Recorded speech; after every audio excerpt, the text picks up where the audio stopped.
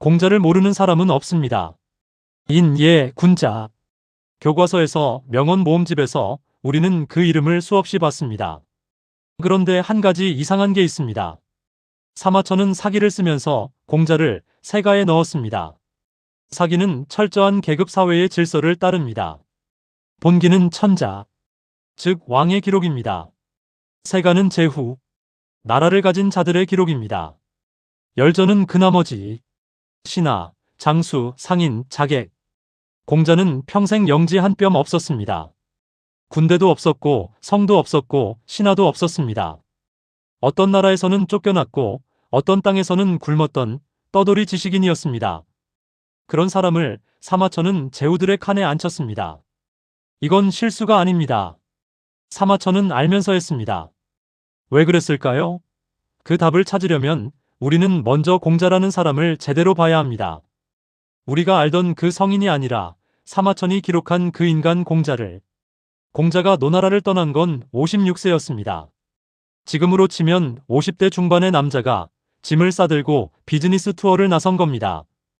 이 상, 그 이상이라는 상품을 팔기 위해. 하지만 세상은 그 상품을 사주지 않았습니다. 그는 당시 최고의 지식인이었습니다. 예학에 통달했고 제자가 수천 명이었습니다. 그런데 세상은 그를 쓰지 않았습니다.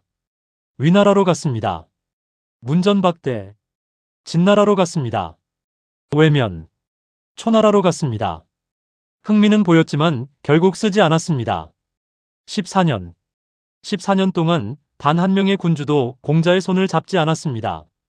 철학이 밥이 되지 않는 시대, 공자는 당대 권력자들에게 능력은 있지만 부담스러운 컨설턴트에 불과했습니다. 그 중에서도 가장 혹독한 순간이 있었습니다. 진나라와 채나라 사이의 들판, 이른바 진체지에 양식이 떨어졌습니다. 제자들이 쓰러지기 시작했습니다. 며칠째 제대로 먹지 못한 상태였습니다. 그때 자루가 다가왔습니다. 공자가 가장 아끼는 제자, 직설적이고 거칠지만 누구보다 충직한 사람. 자루가 물었습니다. 군자도 이렇게 궁할 때가 있습니까? 이건 질문이 아니었습니다. 원망이었습니다. 스승을 믿고 따라온 14년에 대한, 아무도 알아주지 않는 이 길에 대한. 공자가 답했습니다. 군자는 궁해도 버티지만 소인은 궁하면 무너진다. 짧은 문장이었습니다. 우리는 상상해야 합니다. 배고픈 스승이 쓰러진 제자들 앞에서 그래도 버텨야 한다고 말하는 얼굴을. 혹시 이런 순간 당신에게도 있지 않았습니까? 열심히 했는데 아무것도 안 풀리는 시간. 내가 틀린 걸까? 아니면 세상이 틀린 걸까? 공자도 그런 밤을 14년 동안 보냈습니다. 이제 사마천 이야기를 해야 합니다. 사마천은 역사가였습니다. 황제 곁에서 역사를 기록하는 사람. 어느 정도 보호받는 위치. 그런데 기원전 99년 한 사건이 터졌습니다. 장군 이릉이 흉노에게 항복했습니다. 황제 한무제가 격노했습니다. 모두가 이릉을 비난했습니다. 그때 사마천이 입을 열었습니다. 이릉은 충신입니다. 사정이 있었을 겁니다. 옳은 말이었습니다. 그러나 권력 앞에서 옳은 말은 때로 가장 위험한 말입니다. 한무제는 사마천에게 궁형을 내렸습니다. 남자로서의 몸을 잃는 형벌. 그 시대, 그 땅에서 그것은 죽음보다 치욕스러운 일이었습니다. 사마천은 살고 싶었습니다. 사기를 완성해야 했으니까요. 그래서 치욕을 견뎠습니다. 그 사마천이 붓을 들고 공자를 기록했습니다. 생각해 보십시오. 두 사람의 상처가 겹치는 순간을. 권력에 짓밟힌 역사가가 권력에 외면당한 스승을 씁니다. 사마천은 공자에게서 무엇을 봤을까요? 아마 이것을 봤을 겁니다. 이 사람은 왕이 아니었다. 그러나 왕보다 오래 살아남았다. 세가에 공자를 넣은 것은 단순한 존경이 아니었습니다. 이것은 사마천이 역사를 향해 던진 조용한 선언이었습니다.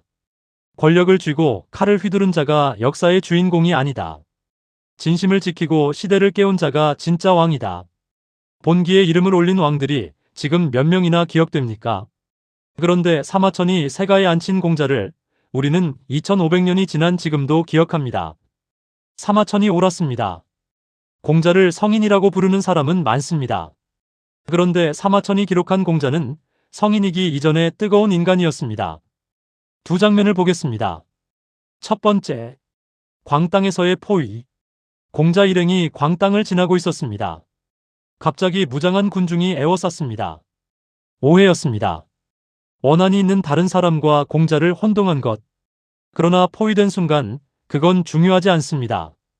칼을 든 사람들이 사방에 있었습니다. 제자들의 얼굴이 하얗게 질렸습니다.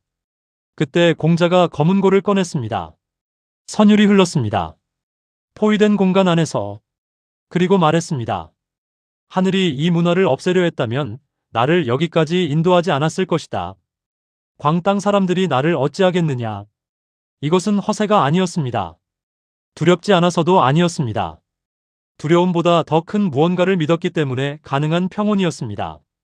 그 음악 소리에 포위한 군중들도 압도되어 길을 열어주었습니다. 내면의 단단함이 세상의 물리적인 폭력을 이기는 순간이었습니다. 두 번째, 제자 자로의 죽음. 훗날 공자가 노나라로 돌아온 뒤의 일입니다. 위나라에서 내란이 일어났습니다. 자로가 뛰어들었습니다. 싸우다 죽었습니다. 그것도 비참하게. 시신이 젓갈 해로 만들어지는 수모를 당했습니다. 그 소식을 들은 공자는 말없이 집안에 있던 젓갈 단지를 모두 엎어버렸습니다.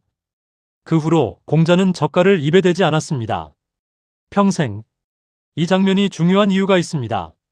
공자는 감정을 숨기지 않았습니다. 공포 앞에서 음악을 켰고 슬픔 앞에서 그릇을 엎었습니다.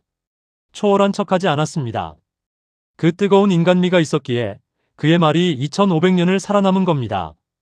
공자는 기원전 479년에 눈을 감았습니다.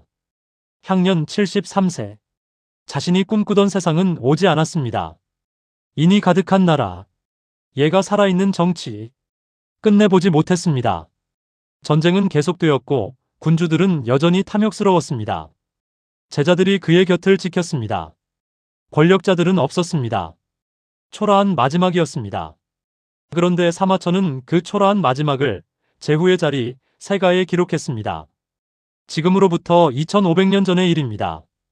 그 사이에 얼마나 많은 왕이 사라졌습니까? 얼마나 많은 제국이 무너졌습니까? 그런데 공자는 여전히 여기 있습니다. 나는 무엇을 위해 사는 사람인가? 아무도 알아주지 않아도 나는 이 길을 계속 걸을 수 있는가? 지금 당신의 가치를 세상이 알아주지 않는다면, 당신이 옳다고 믿는 길을 아무도 인정해주지 않는다면, 공자도 그랬습니다. 사마천도 그랬습니다. 그들이 멈추지 않고 기록하고 연주하고 사랑했던 가치들은 결국 시간을 이겨냈습니다. 사마천이 공자에게 왕관을 씌운 건 동정이 아니었습니다. 확신이었습니다. 당신이 지금 걷고 있는 그 길이 당신만의 세가입니다. 세상에 승인이 없어도 당신의 기록은 이미 시작되었습니다. 당신은 이미 당신 인생의 왕입니다. 오늘 공자의 이야기를 통해 여러분의 무너진 마음 한구석에 다시 검은고 소리가 울려 퍼지길 바랍니다. 시청해주셔서 감사합니다. 구독과 좋아요 꼭 부탁드립니다.